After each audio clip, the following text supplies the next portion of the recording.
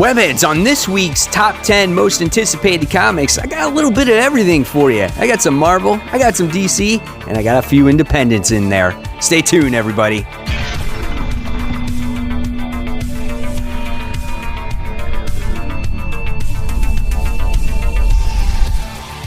Hey, all my webheads out there, welcome back to Comic Book Corner 2.0, and fans, I am your host, Mike Spider Slayer, getting ready to bring you the top 10 most anticipated comics of the week. Fans, this is for September 16th, 2020. It's never too early to start that pull list for next week.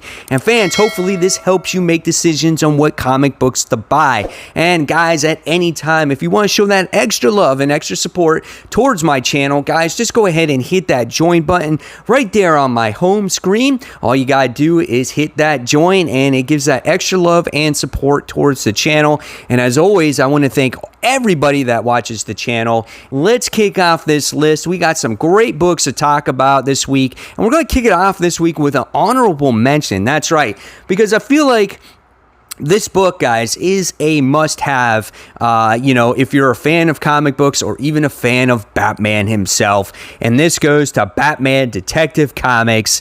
This is issue 1027. Obviously, it got kicked off in Detective Comics 27, so we're celebrating a shit ton of issues since then. And we have a 144-page mega spectacular. We got a ton of variant covers. You can take your pick with them all. I'm showing them some of you guys right here. And the story in this might be pretty cool, too. It just says the world's greatest detective has a mountain of cases to crack.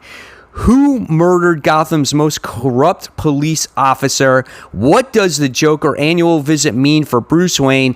And most importantly, what Wayne Tech mystery will sow the seeds for the next epic Batman event? Are we ready for another Batman event? Guys, this book is 144 pages. This is a $10 book, like I said. So you get a lot of pages, but it is $10. So I want to know in the comments below, are you guys looking forward to this book? Are you buying multiple variants of this at $10 a pop? And, what do you want to see out of Batman kind of going forward? So again, leave me all those comments below.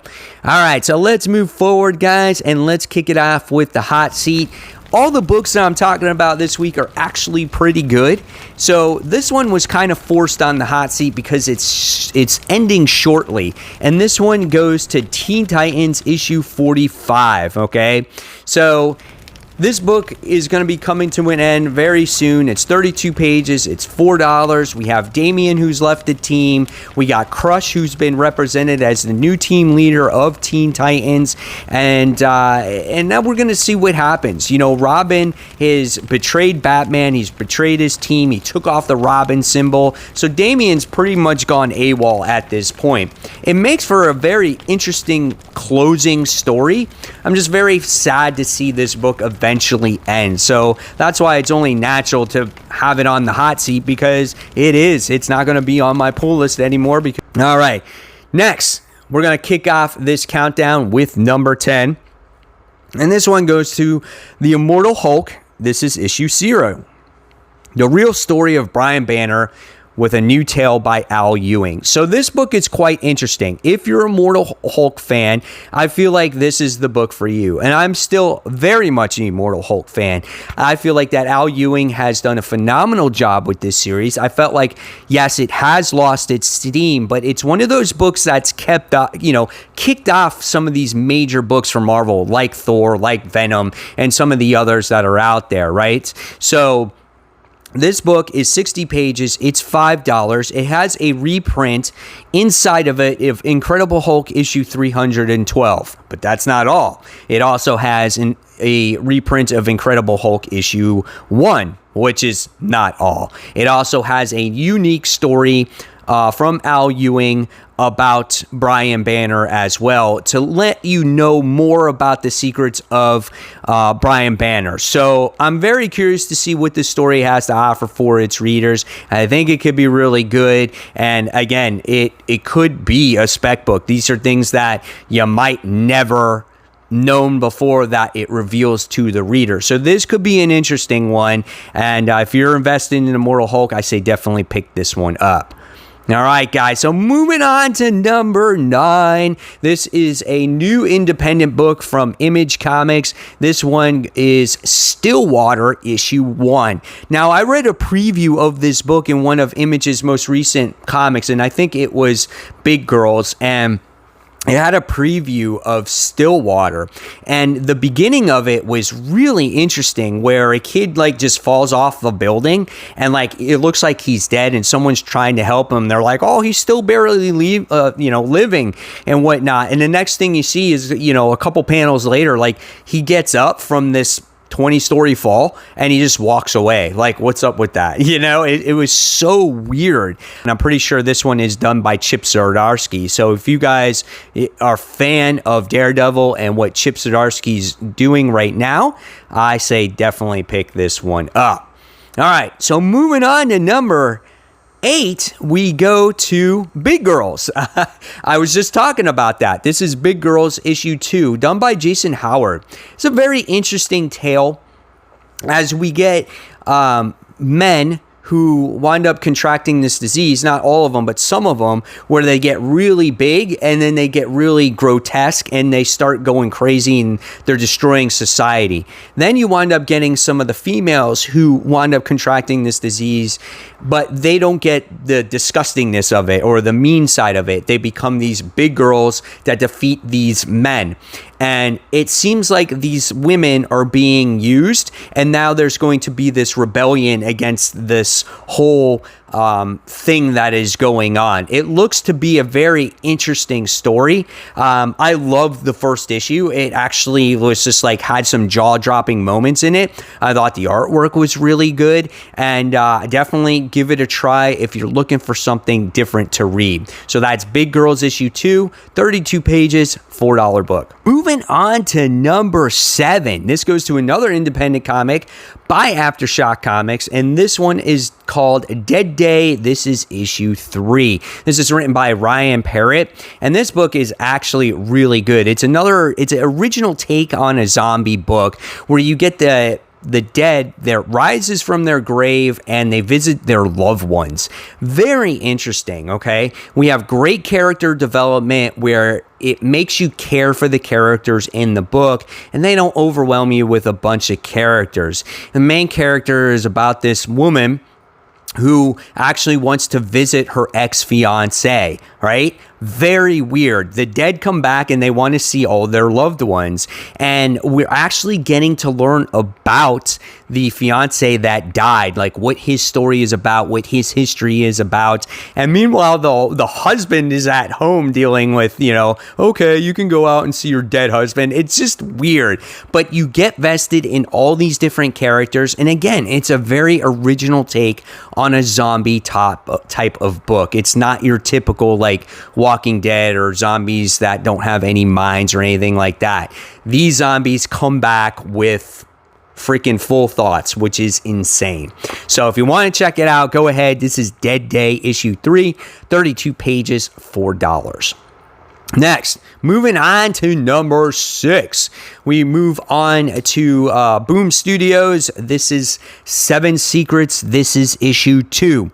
The first issue, written by Tom Taylor, was absolutely phenomenal. We kind of get to learn about 2 characters of this corporation that protects these 7 briefcases. There's like a handler, and then there's a protector that protects the handler, right? And we got to see a history of these 2 characters together, and there was a baby that they had, and the baby was kept a secret, and the unborn baby was actually doing the narration in the book.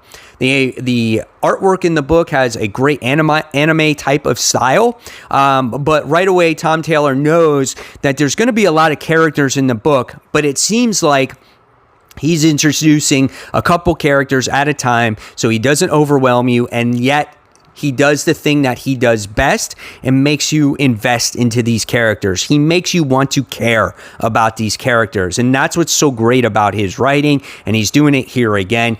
If you can find issue 1, definitely find issue 1 on the rack. I think it's a great read. It looks like we're going to get introduced to a new character here by the name of Casper. 32 pages, $4. Check it out, webheads. All right, so now we're moving on to number 5. This book fits the middle just perfect for me because I don't know what to expect from Iron Man these days. This is Iron Man issue 1. This is promised to be a stripped down version of Iron Man, getting back to the basics of what Iron Man used to be, what he represented. Not Dan Slott's monstrosity, not this overly techie, just huge supporting cast of characters, just getting things scaled down back to basics. Now, can Tony Stark, though, keep his ego down? That's going to be the interesting thing. What metal or what armor, what Stark design does he use? Does he go back to the original armor?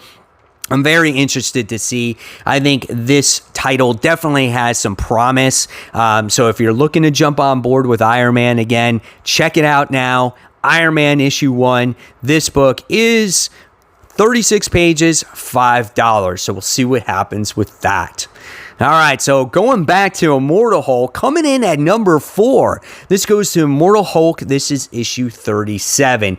Dr. Fry makes his appearance once again because at the end of the last issue, spoiler if you haven't read it, yeah, he was kept in his tube and eventually he burned through this tube, killed one of the scientists, and now he's let loose in the Gamma base. Dude, what's going to happen with this one? It looks pretty freaking badass. And, that's what's great about Immortal Hulk once again, is we're going back to the real horrific type of things that happened when you first read that first story arc. I think this book is starting to, get it to its climax because it's going to end at issue 50 and it's just building up to something awesome. So, of course, longtime readers of Immortal Hulk, go out, pick up issue 37. I think you're going to love it. So, again, $4 for that book. All right. So coming in at number 3, you guys are going to be like kind of dumbfounded by this one because this is the lowest that Batman's been on my list in a long time. But it's not because it's bad. There's just a couple of books that I personally enjoy a little bit better. But this one goes to Batman issue 99, The Joker War Part 5, okay? So last issue of Batman, right, was really good. We wound up getting to see Batman dealing with his demons, on dealing with his loss with Alfred, as the Joker toxin has kind of put Alfred in his mind, and this is his way of dealing with things, right? And I thought this was a beautiful way of Tynion to actually keep Alfred in the book, even though he's dead. So I thought that's a beautiful and creative way to keep him in.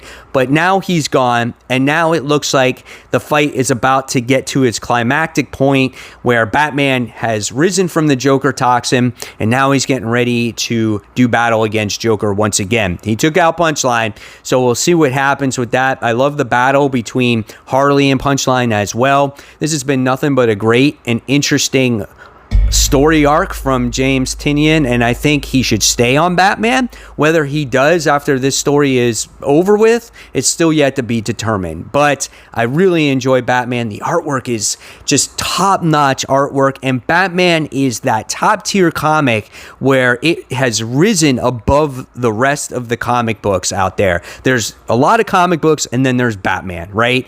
And I just wish all comic books were at that tier. All right. So coming in at number 2, and now you're going to see number 1 and number 2. Number 2 goes to Venom issue 28, Venom Beyond Part 3.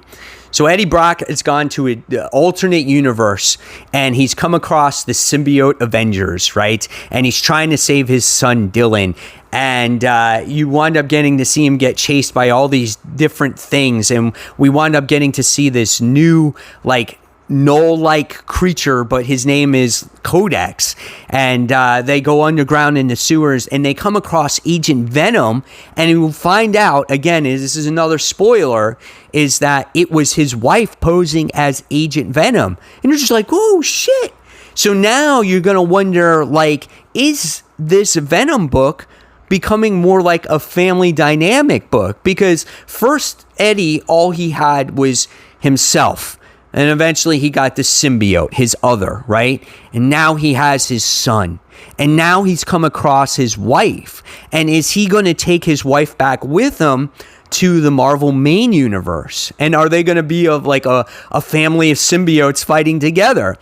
And if that's the case, the stakes have just gone way up for Eddie Brock, because before he had nothing to fight for. All it was a revenge against Spider-Man. Now it's just much more than that. And I find that fantastic, right? It just gives a lot more layers and depth to the character. And I applaud Donny Cates for doing that. And of course, eventually we will get to the King in Black. So we'll see what happens with that. Pick this up if you're a Venom fan. Guys, this book is 28 pages, $4. And last but not least, this book is another book written by Donny Cates. This is my number one most anticipated comic books for 9/16/2020. This is Thor issue 7. At the end of what happened with Thor issue 6, and again, another spoiler, we saw Thor defeat the Black Winter, and we got to reveal the future. And we saw this future with Thanos, however you want to call him. All right, I don't know exactly how to say his name, but people give me a hard time the way I say his name. But anyway, he's holding Mjolnir, and it has the Infinity Stones attached to it. And he has the Necron sword, I think, used as a gauntlet. And there's the Marvel zombies like behind him. And you're kind of just left wondering, oh my God, what is this? Now, a lot of people on my comments when I talked about the last issue of Thor said, oh, we've seen this before. Oh, why is Thanos coming back? Why is this happening? This is not original. And it's not about that last picture that you saw necessarily, right? It's the lead up until you get to that point. That's the story that you want to read. And you have to think of, what does Thor have to do to change that future so that doesn't happen, right? So again, it's that story, that lead up. Just because you saw that splash page at the end or that pinup page doesn't mean that that is the story that we're going to get. But it does mean that we're going to get something big from this series. And a lot of people are disappointed with the Black Winter loss, right? It was all this hype, all this spec, and then the Black Winter was just defeated. Maybe, but maybe not. Remember, the Black Winter was this huge entity. It got disintegrated by Galactus, and there were snowflakes still falling, and Thor crushed a snowflake. Who's to say there's not other flakes that eventually will form together to become another portion of a Black Winter or a smaller scale of this character? So give it time, guys. Don't say that this is trash. Just give it time. The story will come together as time goes along. That's just one page in a huge picture of story, okay? So there you go. There are my top 10 most anticipated comics of the week. Hopefully you guys enjoyed it. I want to hear what your list is down in the comments below. And if you like this content, guys, I'm going to leave you more stuff right here, right next to me to check out. Go ahead and click on it. And until next time, this is Mike Spider Slayer signing off. Thanks for watching, guys. Take care. Bye.